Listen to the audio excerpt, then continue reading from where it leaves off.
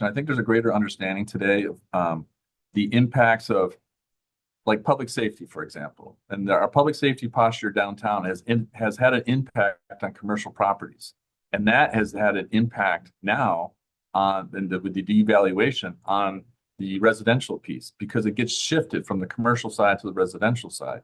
So people should not be surprised if they have to put more money into their escrow accounts.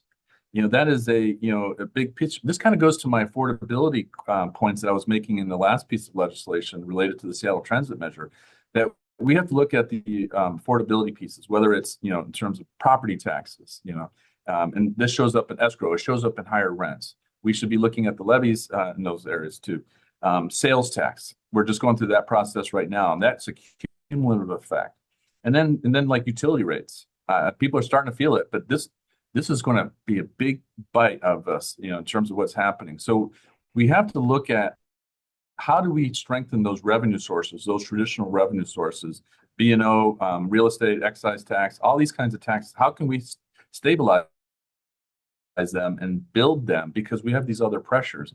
And I don't see really that kind of thinking going on. So this is one reason why I sent my letter to the mayor, but then also, with my blog, it's basically a 2-page summary of that same piece with a little bit more background to it and making the argument that we cannot do business as we've been doing it thus far.